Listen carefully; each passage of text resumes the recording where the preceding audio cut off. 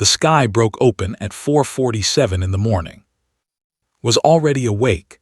She had been awake for 20 minutes, standing in the cold soul air with her plasma blade in her hand. The weapon hummed softly, glowing blue in the darkness. Around her stood 47 other soldiers. Most of them were young. Most of them were scared, but none of them ran. The rift appeared like a wound in the sky. It started as a thin line of purple light, then grew wider and wider until it was the size of a football field. Through the opening could see another world, a dark world, a dead world, and from that world the monsters came. The first creature pushed through the rift. It was tall, maybe 3 meters high. Its skin was black and rough like stone. It had 4 arms and no eyes. Instead of a face, it had a mouth full of teeth that went all the way back into its head. The creature screamed, and the sound made ears hurt. "Hold the line," shouted Captain Park from somewhere behind her. Did not need to be told. She had done this before, many times, too many times. The monster ran toward them. Its 4 legs moved fast, faster than any animal on Earth, but was faster. She activated her blade and jumped forward. The plasma cut through the creature's neck and black blood sprayed across the ground. The monster fell. It did not get up. But there were more. There were always more. 10 creatures came through the rift, then 20, then 50. They poured out like water from a broken dam. Each one was different. Some were tall, some were short, some had wings, some had tails with poison on the end. But they all had one thing in common. They all wanted to kill. Fought. She moved through the battlefield like a dancer, her blade cutting left and right. She did not think. She could not think. If she stopped to think, she would die. So she let her body move on its own. Duck, slash, roll, stab, jump, cut, again and again and again. A soldier next to her fell. His name was, he was 19 years old. He had joined the military 6 months ago because his family needed money. Now he was dead, his body torn apart by a creature with claws like knives. Did not stop to look at him. She could not stop. If she stopped, more would die. The sun began to rise. This was good. The rifts always closed when the sun came up. No one knew why. The scientists had many theories, but none of them were sure. All that mattered was that sunlight meant safety. Sunlight meant the monsters would go away.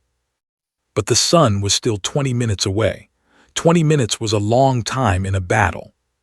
Felt her arms getting tired. Her blade felt heavy. Her legs hurt. She had a cut on her face that was bleeding into her left eye, but she kept fighting. She had no choice. A creature jumped at her from the side. She did not see it coming. It hit her hard and she fell to the ground. The monster landed on top of her, its mouth opening wide. She could smell its breath. It smelled like death, like rot, like the end of everything. Pushed her blade up into the creature's chest. The plasma burned through its body and the monster screamed. She pushed harder and the blade came out through its back. The creature went still and she kicked its body off her. She stood up. Her uniform was covered in black blood. Her hands were shaking, but she was alive. She was still alive. The rift began to close. The purple light was getting smaller. The monsters that were still coming through started to panic. They pushed and fought each other, trying to get to Earth before the opening disappeared. Some of them made it. Most of them did not. "Push them back," Captain Park shouted. "Don't let any more through." The soldiers fought harder. They were tired. They were scared, but they fought anyway because this was their home. This was their world, and they would not let the monsters take it. The last creature came through the rift just as it was closing. It was bigger than the others, much bigger. It stood 5 meters tall, and its body was covered in armor that looked like bone. It had 6 eyes, all of them red, all of them looking at. She did not run, she did not hide, she walked toward it. The creature swung one of its massive arms at her. She ducked under it and slashed at its leg. Her blade cut through the armor and the monster roared in pain. It tried to grab her, but she was too fast. She climbed up its body, using her blade to make handholds in its skin. The creature screamed and tried to shake her off, but she held on. When she reached its head, she did not hesitate. She drove her blade into one of its red eyes. The plasma burned through its brain and the monster fell. The ground shook when it hit. The sun rose, the rift closed, the battle was over. Stood on top of the dead creature and looked at the sky. It was orange and pink and beautiful. Birds were starting to sing. Somewhere in the city, people were waking up. They would make breakfast. They would go to work. They would live their normal lives. Most of them did not know about the rifts. Most of them did not know about the soldiers who fought every morning so they could have those normal lives. Captain Park walked over to her. He was an older man with gray hair and a scar across his chin. He had been fighting the monsters for 10 years. He had seen many soldiers come and go. Most of them went to graves. "Good work," he said. His voice was tired. Nodded, she did not feel like she had done good work. She felt like she had just survived. Again. "You should go," Captain Park said. "You have school today." Looked at him. Then she looked at the dead monsters on the ground. Then she looked at the bodies of the soldiers who had not survived. His body was still there, broken and still. "Yes," she said quietly, "I have school." She deactivated her blade and put it in her bag. She wiped the blood off her face with her sleeve. It did not help much. She still looked like she had just been in a war, because she had. She started walking. The military base was not far from her school. That was one of the reasons she had been chosen for this unit. She could fight at dawn and still make it to class on time. Her phone buzzed. It was a message from her friend. "Are you coming to school today? We have a math test." Smiled. It was a small smile, tired and sad, but it was real. "Yes," she typed back, "I'm coming." She put her phone away and kept walking. The sun was warm on her face. The monsters were gone, and she had a math test to take. This was her life now, fighting monsters at dawn, going to school at sunrise, pretending to be normal when she was anything but. But she did not complain. She could not complain, because this was what it meant to be human, to fight, to survive, to keep going even when everything was hard. And was very, very human. High school looked the same as always. The old brick building stood quiet in the morning light. Students walked through the front gate, talking and laughing. Some of them were eating breakfast from the convenience store. Some of them were looking at their phones. None of them were covered in monster blood. Stopped at the gate and looked down at herself. Her uniform was ruined. The white shirt was now brown and black with dirt and blood. Her skirt had a tear in it. Her shoes were wet with something she did not want to think about. She had tried to clean herself at the military base, but there was only so much she could do in 10 minutes. She took a deep breath and walked through the gate. The first person to see her was a boy from the second year. He was eating a rice ball, and when he saw, he stopped chewing. His mouth hung open. The rice ball fell from his hand and hit the ground. He did not pick it up. Walked past him without looking. More students noticed her. They stopped talking. They stopped walking. They just stood there and watched her. Some of them whispered to each other. Some of them took out their phones and started recording, pretended not to see. "Is that blood?" she heard someone ask. "I think she's one of them," another voice said. "One of the soldiers." "But she's our age. How can she be a soldier?" Kept walking. She had heard these words before, many times. The first few times they had hurt. Now they were just noise, background noise like the sound of cars or the wind. She did not listen to them anymore. She reached the main building and pushed open the door. The hallway was full of students getting ready for class. When walked in, the noise stopped. Everyone turned to look at her. The silence was so complete that she could hear the clock on the wall ticking. Tick, tick, tick. Walked down the hallway, her footsteps echoed on the floor. Left, right, left, right. She kept her eyes forward. She did not look at anyone. She did not stop. Her classroom was on the 3rd floor. She climbed the stairs slowly. Her legs were tired from the battle. Every step hurt. but she did not show it on her face. She had learned to hide pain a long time ago. When she reached her classroom, she stopped at the door. Through the small window, she could see her classmates inside.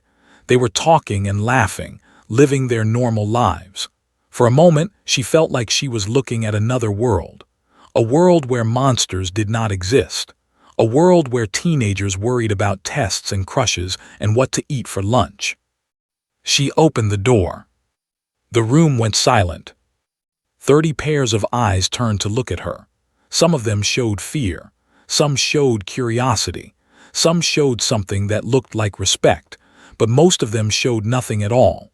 They did not know how to react to a girl covered in blood walking into their classroom. Walked to her desk. It was in the back corner near the window. She had chosen that seat on purpose. From there she could see the whole room. She could see both doors. She could see the sky outside, old habits from the battlefield. She sat down and put her bag on the floor. Then she pulled out her notebook and a pen. She opened the notebook to a blank page and wrote the date at the top. The other students slowly started talking again. Their voices were quiet at first, like they were scared to make too much noise, but soon they got louder. Soon they sounded almost normal. Almost. His friend walked over to her desk. Was a small girl with short hair and glasses. She was smart and kind and had never seen a monster in her life. She did not know what did every morning. She just knew that her friend sometimes came to school looking tired. Said softly, "Are you okay?" Looked up at her friend. She wanted to tell the truth. She wanted to say that she had just killed 50 monsters. She wanted to say that she had watched a boy named die right next to her. She wanted to say that she was tired, so tired, and she did not know how much longer she could keep doing this. But she did not say any of that. "I'm fine," she said, "just a rough morning." Looked at the blood on's shirt. She looked at the cut on's face. She looked at the dark circles under's eyes. She did not ask any more questions. She just nodded and went back to her seat. The classroom door opened again. This time it was their teacher, Mr. He was a middle-aged man with kind eyes and a gentle voice.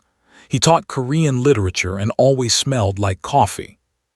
When Mr. saw, he paused. His eyes moved over her bloody uniform, her tired face, her dirty hands. He knew what she was. Everyone knew, even if they did not talk about it. The military did not keep secrets from teachers. They could not. There were too many student soldiers now. "Good morning, class," Mr. said. His voice was calm, like nothing was wrong. "Please open your books to page 127. The class began. Mr. talked about poetry. He talked about feelings and words and the beauty of language. Listen, but she did not hear. Her mind was still on the battlefield. She could still smell the monsters. She could still hear their screams. She looked out the window. The sky was blue and clear. There was no sign of the rift that had opened just 2 hours ago, no sign of the battle that had happened. The world had moved on. The world always moved on.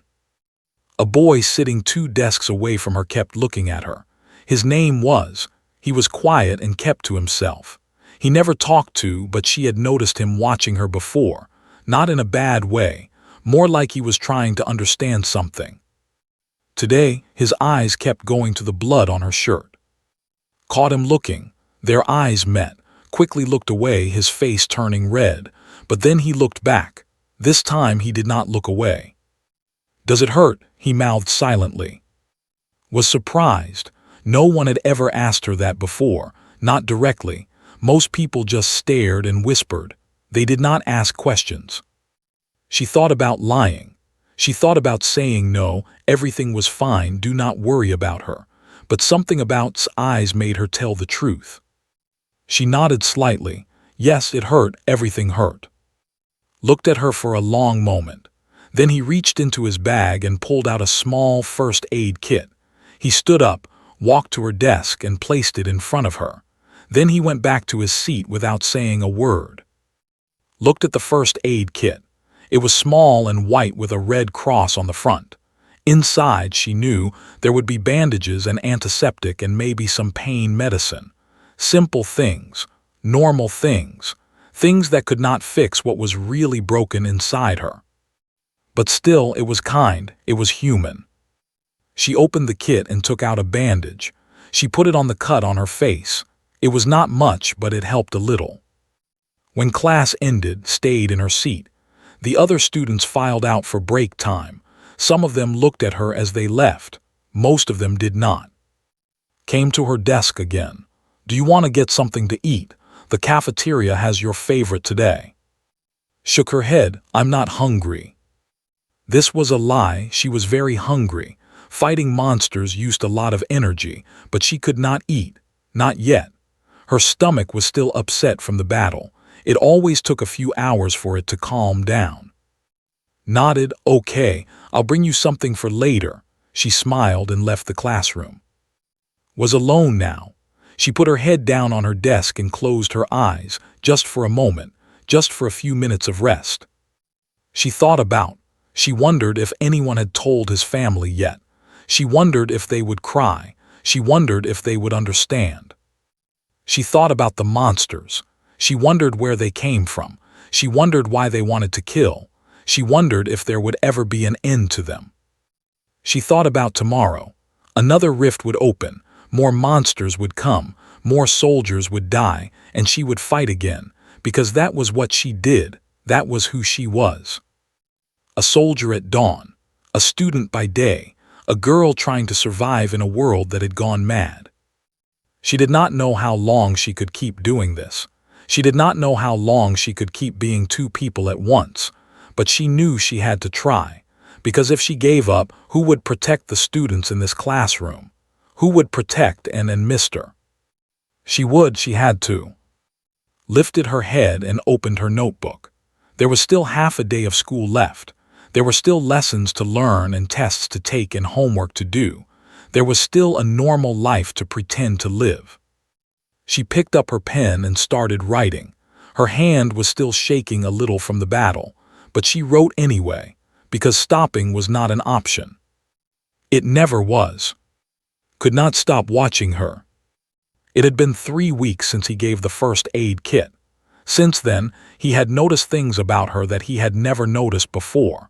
Small things, strange things, things that made him realize she was not like the other students. During math class, when everyone else was solving equations, would sketch in the margins of her notebook. But she was not drawing flowers or hearts like the other girls. She was drawing battle formations, lines and arrows and positions. He had seen enough military movies to recognize what they were. During lunch, when everyone else was eating and talking, would sit alone by the window. She would stare at the sky like she was waiting for something. Her food would get cold on her tray. Sometimes she would not eat at all. During gym class, when everyone else was struggling to run laps, would finish first without even breathing hard. She would wait at the finish line, not even tired, while everyone else was gasping for air. The gym teacher had stopped asking her to slow down. Did not understand how she did it, how she switched between two worlds so easily, or maybe not easily.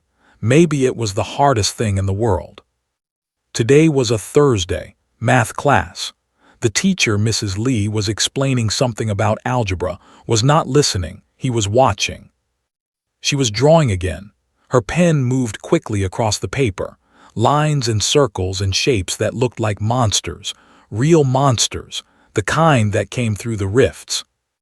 Had never seen a monster in real life. He had only seen them on the news when the government finally admitted they existed. Blurry videos, shaky cameras, people screaming and running. It all seemed far away, like it was happening in another country. But it was not another country. It was Seoul. It was here. And fought them every morning before school. He did not know how he knew this for certain. No one had told him directly, but he knew. Everyone knew. They just did not talk about it. He jumped. Mrs. Lee was looking at him. The whole class was looking at him. Please solve the problem on the board, Mrs. Lee said. Stood up. His face felt hot. He walked to the board and looked at the equation. His mind was blank. He could not remember anything about algebra. All he could think about was and monsters and the drawings in her notebook. He stood there for a long moment. The chalk felt heavy in his hand. X equals 7, a voice said quietly. Turned, it was, she was not looking at him. She was still drawing in her notebook, but she had spoken, she had helped him. He wrote the answer on the board. Mrs. Lee checked it and nodded. Correct, please pay more attention. He went back to his seat. As he passed the desk, he whispered, "Thank you." She did not respond, but he thought he saw the corner of her mouth move, just a little, almost like a smile. After class, gathered his courage and walked to his desk. She was packing her bag slowly, her movements tired. "Can I ask you something?" he said. Looked up at him. Her eyes were dark and deep, like water in a well. He could not read what she was thinking. "You can ask," she said. "I might not answer." Sat down in the empty desk next to her. His heart was beating fast. He did not know why he was doing this. He just knew he had to. "How do you do it?" he asked. "Do what?" "Switch between this," he gestured at the classroom, "and that." He pointed at her drawings. Was quiet for a long moment. She looked at her notebook, at the monsters she had drawn. Then she looked out the window at the blue sky. "I don't switch," she said finally. "I'm always the same person. The person who fights at dawn is the same person who sits in this classroom. There is no difference." Frowned, but how can that be? Fighting monsters and doing algebra. They're completely different. Closed her notebook. Are they? Of course they are. In algebra, you solve problems. You find solutions. You work through things step by step until you get an answer. She paused. In battle, you do the same thing. You see a problem. A monster is attacking. You find a solution, kill it before it kills you. You work through it step by step. Move, attack, survive. Had never thought of it that way. He sat there trying to process her words. "But algebra doesn't want to kill you," he said. This time actually smiled. It was small and tired, but it was real. "No," she agreed. "Algebra just wants to confuse you. That's a different kind of danger." Laughed. He was surprised to hear himself laugh. He was even more surprised when laughed too. It was a soft sound, like wind through leaves. He wondered when she had last laughed. "Why do you keep coming to school?" he asked. "You could probably just not, no one would blame you." Smile faded. She looked at her hands. They were small hands with short nails and calluses from holding a weapon, not the hands of a normal high school girl. "Do you know why I fight?" she asked. "To protect people," said. "To stop the monsters." "Yes, but protect them from what? Protect them so they can do what?" Thought about it, so they can live normal lives. Nodded. "And what is a normal life?" "Going to school, having friends, eating lunch, worrying about tests." Paused. "The things we do here." "Exactly." Looked at him. "If I stop doing those things, then what am I fighting for? If I become only a soldier, if I give up everything normal, then the monsters have already won. They've taken my life even if they haven't killed me." Felt something twist in his chest. He had never thought about it that way. He had thought of as two different people, the soldier and the student, but she was right. She was just one person trying to hold on to both parts of herself. "That's really hard," he said quietly. "Yes," agreed, "it is." They sat in silence for a while. The classroom was empty now. Everyone else had gone to lunch. Through the window, they could hear students laughing and talking outside. "Can I see your drawings?" asked. Hesitated. Then she opened her notebook and pushed it toward him. Looked at the pages. There were dozens of drawings, monsters of all shapes and sizes, battle formations, maps of the city with marks showing where rifts usually appeared, notes in small handwriting about monster weaknesses and attack patterns. "You draw from memory?" he asked. "I have to remember," said. "Every monster I fight, I need to remember what it looked like, how it moved, where its weak points were. because I might fight one like it again. And if I remember, I can survive. Turn the pages. Near the back of the notebook, he found something different. Not monsters, not battle formations, just a simple drawing of a classroom, desks and chairs and a blackboard, a window with sunlight coming through. It was peaceful, quiet. "What's this one?" he asked. Looked at the drawing. Something soft passed across her face. "That's what I think about," she said. "When I'm fighting, when things get bad, I think about coming back here, sitting in my seat, listening to boring lectures, being normal." She paused. "It helps me keep going." Carefully closed the notebook and gave it back to her. "Thank you for showing me," he said. "Thank you for asking," replied. "No one asks, they just stare." "I stared too. But then you gave me a first aid kit. That was different." Smiled. "It was a small thing." "Small things matter," said. "In battle and in life, small things add up. A small bandage can stop a wound from getting infected. A small kindness can stop a person from giving up." She stood up and put her notebook in her bag. "I have to go. I need to eat something before afternoon classes." Stood up too. "Can I eat with you?" Looked at him. For a moment, he thought she would say no. He thought she would push him away like she pushed everyone else away. But she didn't. "Okay," she said, "but I should warn you, I eat a lot. Fighting monsters makes you hungry." Smiled. "I'll try to keep up." They walked out of the classroom together. The sun was bright. The sky was blue. Somewhere in the universe, monsters were waiting for the next dawn. But right now, in this moment, 2 high school students were just going to eat lunch.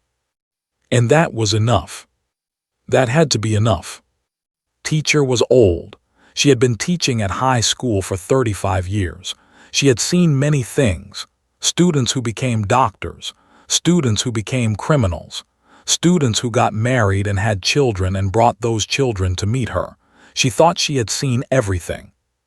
Then the rifts started opening. Then the monsters came. Then teenagers started going to war. Teacher taught history. She knew about wars. She knew about soldiers. But soldiers were supposed to be adults. Soldiers were supposed to be far away, fighting in other countries. Soldiers were not supposed to be 17-year-old girls who sat in the back of her classroom. But here was, sitting in her usual seat, taking notes like any other student, except her hands had held weapons, except her eyes had seen death, except she had killed more monsters than teacher had had students. It had been 2 months since teacher first noticed coming to school with blood on her uniform. At first, she did not know what to think. Then she received the official notice from the military. She had 3 student soldiers in her classes, 3 children who fought at dawn and came to school by day. Was the only one who never missed a day. The other 2 boys named and sometimes did not come for days at a time. They said they were tired. They said they needed rest. Teacher understood. She did not mark them absent. She just waited for them to come back. But came every day, even when she was hurt, even when she could barely keep her eyes open, even when her uniform was so damaged she had to borrow clothes from the lost and found.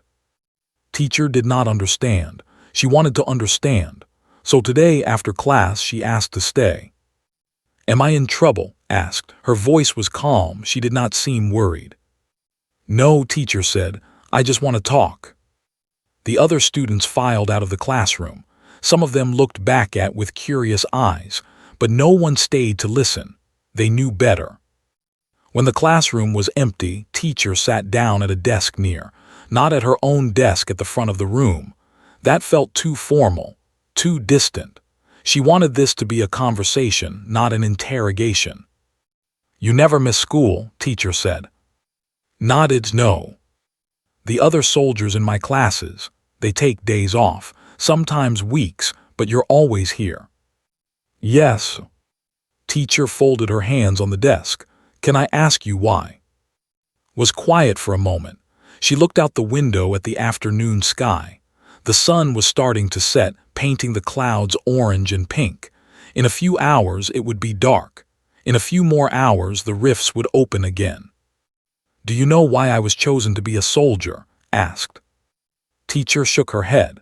She did not know the details of how they chose the young ones. "They test everyone when we turn 15, said. Physical tests, mental tests. They look for certain things, speed, strength, the ability to stay calm when everything is falling apart." She paused. "They also look at something else, something harder to measure." "What is that?" "Reason to fight." Teacher frowned. "I don't understand." Turned to look at her. "A soldier who fights only because they are told to fight, that soldier will break. Sooner or later they will give up. They will freeze in battle. They will run away. They will die." She paused. "But a soldier who has a reason, a real reason, something personal, that soldier keeps going, no matter what." "And what is your reason?" Teacher asked softly. Looked around the classroom, at the desks and chairs, at the blackboard with leftover equations from math class, at the posters on the walls about studying hard and believing in yourself. "This," she said. Teacher did not understand. "This, the classroom. Everything it represents." Stood up and walked to the window. She put her hand on the glass, feeling the warmth of the setting sun. "When I was young, before the rifts, I wanted to be a teacher, like you." Teacher felt her heart twist. "I wanted to stand in front of a classroom," continued. "I wanted to help students learn. I wanted to watch them grow up and become good people. I wanted a normal life." She paused. "I still want that. But the monsters want to take that away. They want to destroy everything. Our cities, our schools, our future." His voice was steady, but Teacher could hear something underneath, something like anger, something like determination. "I fight so that won't happen. I fight so that someday, when the monsters are gone, I can live the life I always wanted." But Teacher hesitated. "What if the monsters never go away? What if this war never ends?" Turned to look at her. There was something old in her eyes, something that did not belong in a 17-year-old face. "Then I will fight until I die," she said simply. "But even if I know I will never see peace, I will still fight. Because even if I can't have a normal life, maybe someone else can. Maybe the children who are born tomorrow will grow up without knowing what a monster looks like. Maybe they will go to school and complain about homework and never have to hold a weapon." She paused. "That's worth fighting for. That's worth dying for." Teacher felt tears in her eyes. She had not cried in years. She had thought she was too old, too tired for tears. But words broke something inside her. "You're so young," she whispered. "You shouldn't have to carry this." "No," agreed. "I shouldn't. None of us should, but we do because someone has to." She walked back to her desk and picked up her bag. "That's why I come to school, Teacher, because school is normal. School is what I'm fighting for. If I stop coming, if I give up on being a student, then I'm admitting that the monsters have already won. I'm admitting that there's no future worth fighting for." She paused at the door. "And I refuse to admit that.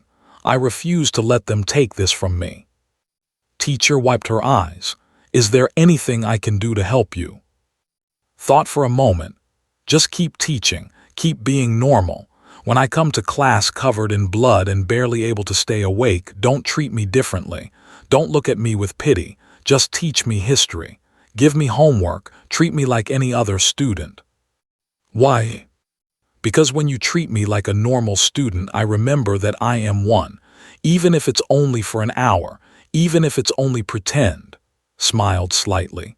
"That hour of pretending is what keeps me sane." Teacher nodded slowly. "I can do that." "Thank you."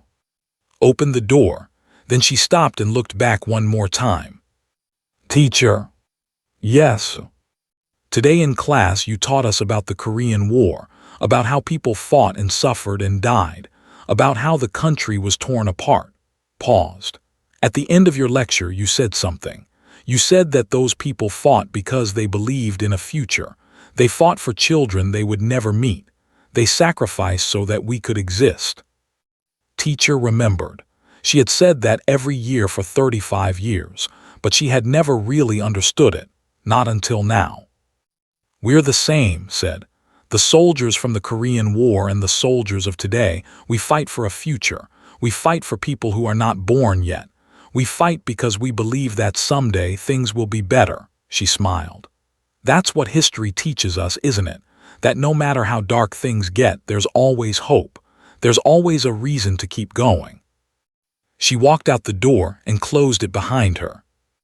Teacher sat in the empty classroom for a long time. The sun set. The room grew dark, but she did not move. She just sat there thinking about soldiers, thinking about futures. When she finally stood up, she made a decision. She would do what asked. She would keep teaching. She would be normal. She would give that hour of pretending, that small piece of peace in a world gone mad. It was not much, but it was something. And sometimes, something was all you could give. Teacher turned off the lights and walked out of the classroom. Tomorrow, she would teach another lesson. Tomorrow would sit in the back row, covered in blood, fighting to stay awake. Tomorrow, they would both pretend that everything was normal. And maybe, if they pretended hard enough, someday it would be. The observation ship floated in the dark space between stars. It was invisible to human technology. Its hull absorbed all light, all sound, all signals. To the people of Earth, it did not exist, but it had been watching for 3 years, recording, analyzing, trying to understand. Commander stood at the main viewing screen, watching the blue planet below.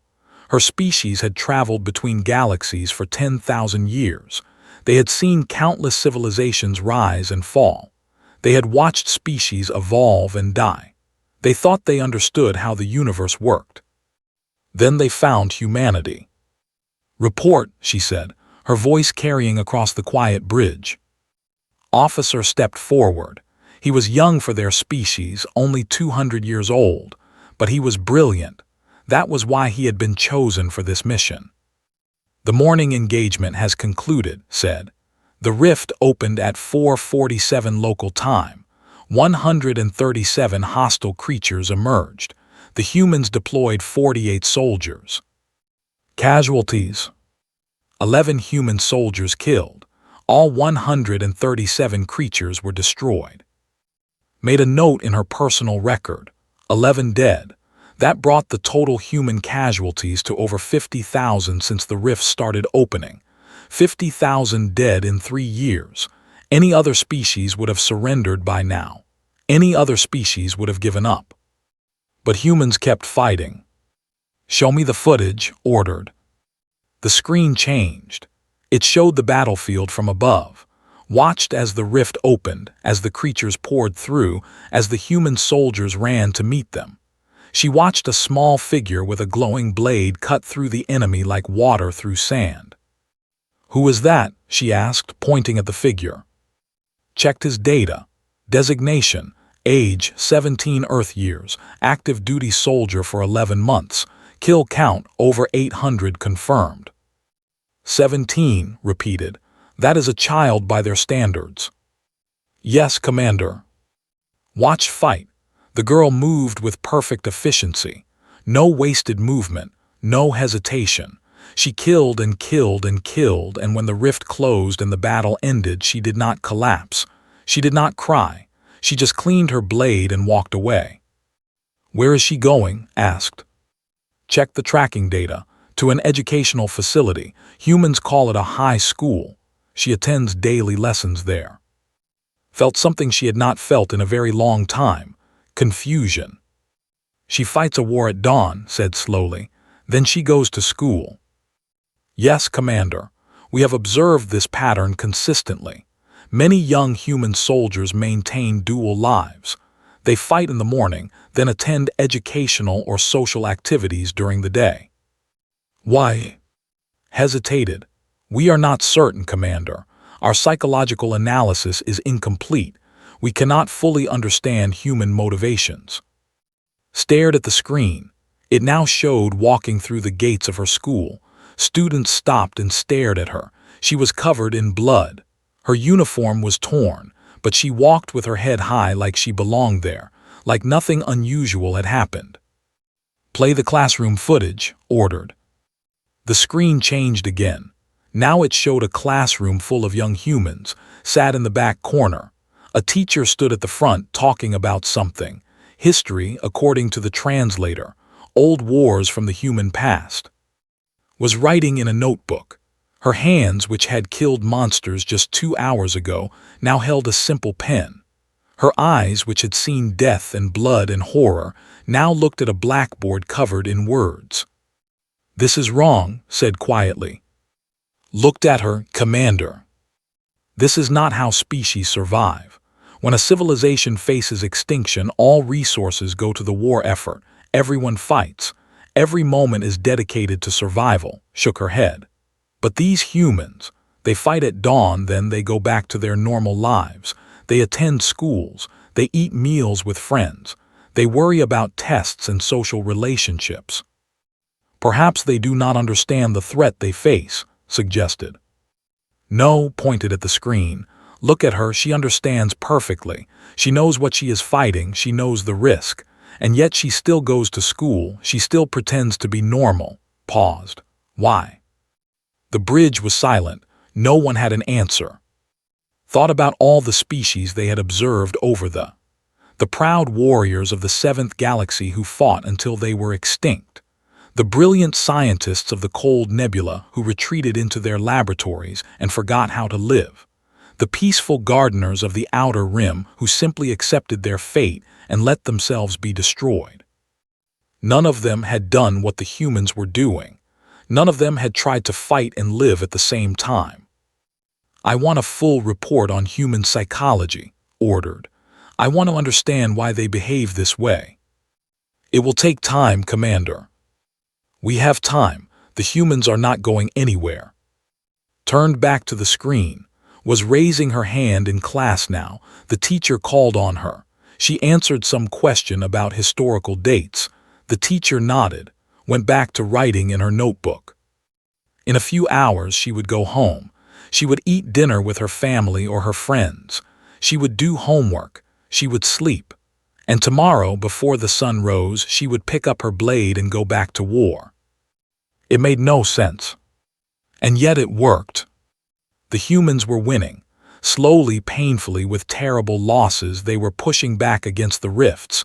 They were learning, adapting, getting stronger. Other species would have crumbled under the pressure. The humans were thriving. "Commander," said carefully, "what classification should we give to humanity in our report?" Thought for a long moment. Classifications were important. They determined how the Galactic Council would respond to a new species. Friendly species were welcomed. Hostile species were contained. Dangerous species were destroyed. But how did you classify a species that was all of those things at once? Classification, unstable, said finally. Looked surprised. Unstable. That designation is usually reserved for species that are a danger to themselves. They send children to war, said. They fight at dawn and attend school by noon. They watch their friends die, then worry about mathematics tests. They live in two worlds at once, refusing to fully commit to either. She paused. By any rational standard, they are unstable. Then we should recommend containment or destruction. Shook her head slowly, no. But Commander, the protocols clearly state. I know what the protocols state. His voice was sharp. But there is something else, something the protocols do not account for. What is that? Looked at on the screen. The girl was smiling now. Another student had said something funny and she was smiling, actually smiling. Hours after killing monsters, she was sitting in a classroom, smiling at a joke. They are terrifying, said quietly. Stared at her, Commander. Any species can fight to survive. That is instinct. But these humans, they fight to survive and they refuse to let the fighting become their whole existence. They hold on to their normal lives with both hands, even when it makes no sense, even when it would be easier to give up. Pointed at. That girl has killed over 800 creatures. She has watched friends die. She has been wounded dozens of times. By any measure, she should be broken. She should be a weapon and nothing else. But she is not. She is also a student, a friend, a person with dreams and hopes and a future she believes in. Is that not a weakness? No, his voice was firm. It is the opposite. It is their greatest strength. They fight because they have something to fight for, not just survival, not just instinct. They fight for classrooms and friendships and futures. They fight for the small, normal moments that make life worth living. She turned away from the screen. Recommendation for the council: observe, do not interfere, do not contact, and whatever you do, do not provoke them. And the classification. Thought about it, unstable was not wrong, but it was not complete. There needed to be another word, a word that captured what these humans really were. Leave it as unstable, she said, but add a note. What note? Looked at Earth one last time. Somewhere down there was sharpening her pencil, waiting for tomorrow's rift.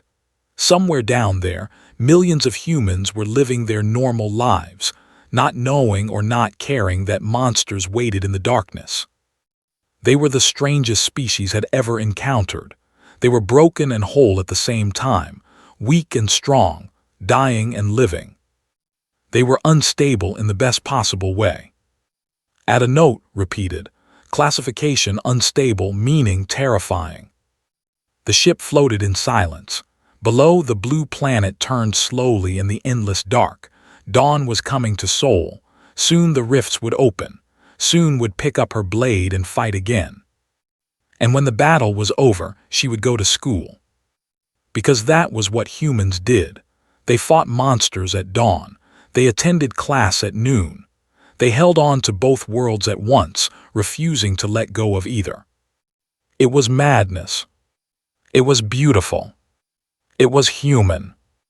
And in all the vast universe, with all its ancient species and forgotten civilizations, there was nothing else quite like it.